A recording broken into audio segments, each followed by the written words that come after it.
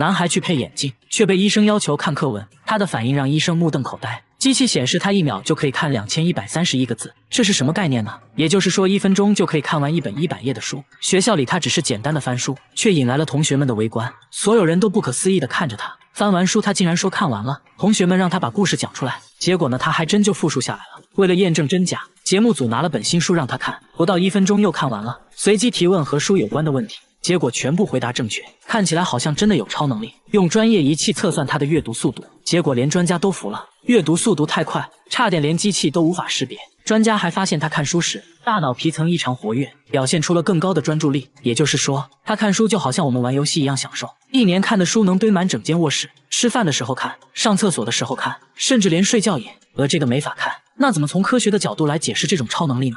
男孩说自己在翻书的过程中，大脑会对每一页拍照，然后存储起来。为了彻底理解消化，看完书他要再复述一遍并且录音，这样来增强记忆。说实话，这种超能力我是不信的，韩国人都这个屌样。大爷每天用3轮车拉着1瓶可乐，去哪都带着，说可乐能保命，生病了可以不吃药，但不能不喝可乐。困了可乐来1瓶，干活累了来1瓶，就这样每天6瓶，喝了20年，足足喝掉了43800瓶。最急的人是奶奶，怕他喝死了，爷爷一句无所屌味，转身又炫了1瓶1.5升的汽水，喝完再满意的打个嗝，这是他最享受的时刻。现在可乐还被他研究出了新喝法，在米饭里倒上半碗可乐，搅拌一下做成了可乐汤饭，连汤带水一口闷，夏天来这么一口，别提多清爽了。大爷说自己爱上可乐，都是因为20年前的一件事，他曾经嗜酒如命，有天喝到胃痛，随手拿起可乐喝了几口，胃里一下就不痛了，也不知怎么的就上瘾了，彻底爱上了这种味道，即使喝到牙都掉光了，也无所屌味。奶奶想带他去补牙，大爷却觉得浪费钱，有那钱买可乐不香吗？可乐在手精神抖擞，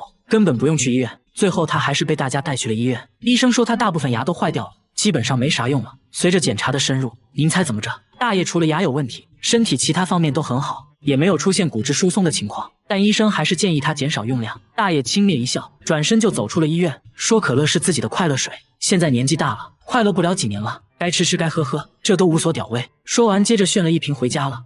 狗狗趁老婆怀孕，每天偷偷出门干坏事，主人好奇地给他带上摄像机，谁都想不到拍到的画面简直不忍直视。小白每天早上都会准时出门，直到第2天才屁颠屁颠地回来，看着满脸疲惫，身上也脏兮兮的。面对主人的训斥，他直接闭上了眼睛。主人很好奇他这一天都干了什么，于是在他脖子上挎了个摄像机，主动放他出去。等他回来后，大家已经迫不及待地想看看到底拍到了什么。只见他一出门就奔向了屋后小树林，一路翻山越岭，来到一户人家，就看到一只小母狗热情地迎了上来。小白上去就用舌头打了个招呼，院子里另一只小母狗也不能冷落，也是一顿甜言蜜语。本以为故事到此就结束了，没想到小白只待了2分钟，又来到了第3只小母狗身边，看起来这些都是他女朋友。主人这才知道为啥他每天都很累，每天爱的供养，这也太潇洒了吧。这还没完，接着他又去见了另外2个女友，每见一个都要温存一段时间，妥妥的渣男了。5个女友都是白色的，本以为他偏爱白色，没想到还是肤浅了。不同肤色的他也毫不在乎。这只小黄狗也是他女朋友，小白自己也看不下去了，直接假装睡着了。妻子小黑很绝望，知道你渣，没想到这么渣。但更夸张的还在后面，主人决定带小白亲自去见见他的女朋友。据这家主人说，小白每天都会来，并且跟自家的狗生了一窝小狗仔。不仅如此，小白在其他地方的孩子更多，只要他去过的地方都有他的孩子。没想到在回家的路上，小白又看上了一只小黑狗，但主人这次可不惯着他，强行带回了家。主人决心让小白做个好老公，禁止他外出，好好和老婆在一起。为了营造气氛，主人还给他们搭建了婚房，让他们重新培养感情。小白显得很沮丧，他的快乐没有了。大叔每次开车都要先去趟墓地，也并不是他想去，而是导航每天带他去。明明前面就到家了，导航却要求掉头。那行吧，节目组决定跟着导航看看究竟。一伙人步行来到导航目的地，结果目的地就是一座坟墓。大叔倒也不慌，说这是自己母亲的坟墓，1年前去世的。不过这事还是蹊跷的很，从村子的地图上看，坟墓距离家的位置很近，会不会是导航本身出了问题呢？大家找到维修师傅检查，并没有发现导航有任何问题。大家又测试了其他牌子的导航，结果都导航到了坟墓，导航没有问题，那就很有可能是信号问题。毕竟家在山沟里，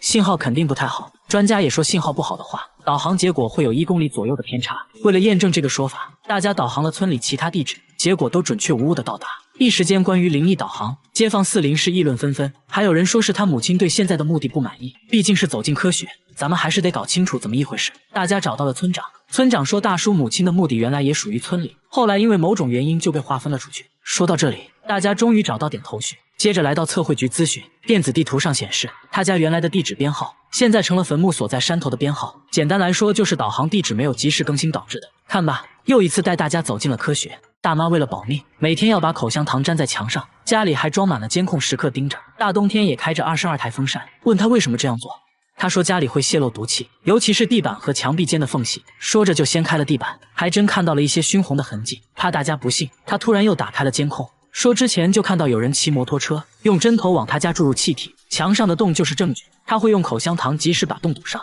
但很快又会出现新的。看起来呢，好像真的有这么一回事。邻居们都表示确实见过骑摩托的人，但从来没闻到过奇怪的味道。大妈则认为这明显是冲他来的。至于为什么偏偏要害他，大妈也不知道，但这可苦了大妈了，经常被熏得睡不着，久而久之患上了神经衰弱。然而记者在他家却始终没闻到任何奇怪的味道。为了缓解他的焦虑，大家请来专家对房子里里外外检测一番，并没有发现任何有害气体。专家换上更精准的仪器，也没有检测到。大妈却表示自己不相信仪器，说自己的鼻子是最灵的。没办法了，大家提议今晚就跟大妈一起住，不开风扇，看会不会被毒死。结果一觉醒来，大妈神清气爽，表示昨晚确实没有闻到毒气，而且睡得很香。大妈担心大家走了之后，毒气又会重新袭来。看起来大妈确实病得不轻。经过大家不懈的劝说，大妈终于同意去看医生。通过一系列检查，医生说这就是常见的妄想症而已，可能是由于丈夫和大儿子的意外去世，对她造成了严重打击，悲伤过度导致的，而且之前和别人发生过矛盾，所以才开始怀疑有人要害她。经过心理治疗，现在大妈表示已经闻不到什么毒气了，最后把风扇都去掉了。现在的她又可以享受正常生活了，省流。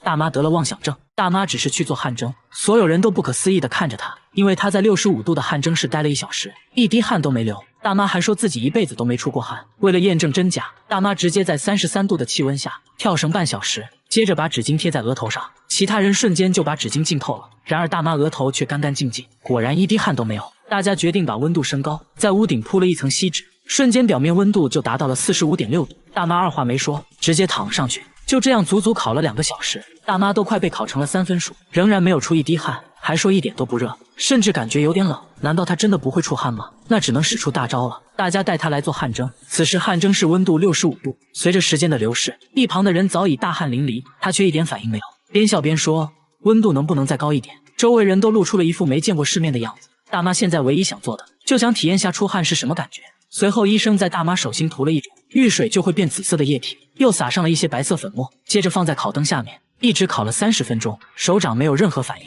1个小时后终于看到了变化，大妈掌纹处都变成了紫色，也就是说大妈其实还是会出汗的，只是量比较少而已。医生表示出汗少并不会直接对身体造成伤害，这下大妈放心了，原来自己和正常人是一样的。她上班要随身带着一管绿色调料，没事就赶紧拿出了舔2口，说这东西能让自己变强壮。喝水也要挤上一管，摇一摇就变成了绿色的，接着一口闷了。吃饭时他只是在海苔上放了一勺这东西，朋友们却都避之不及，都不想吃，那只好自己吃了。看起来呢非常美味。很快老板又端上来一碟，才知道这东西原来就是芥末。老板说现在只要看见他来店里，就要提前准备芥末。说话间，他在生鱼片上又放了满满1勺芥末，整个吞了下去，眼睛都没眨一下，说完全没有感觉。朋友觉得这可能是假芥末，决定尝一下，这也没什么呀，然后就这样了。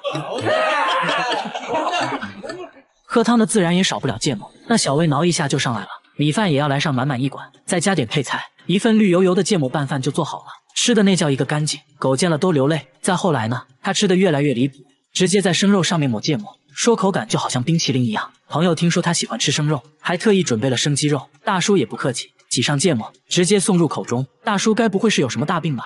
果然，医生说他的嗅觉功能比普通人低20%，所以他对于辛辣不敏感，而且还发现他有严重的胃溃疡，再吃下去的话，就只能准备吃血了。大家千万不要模仿哦。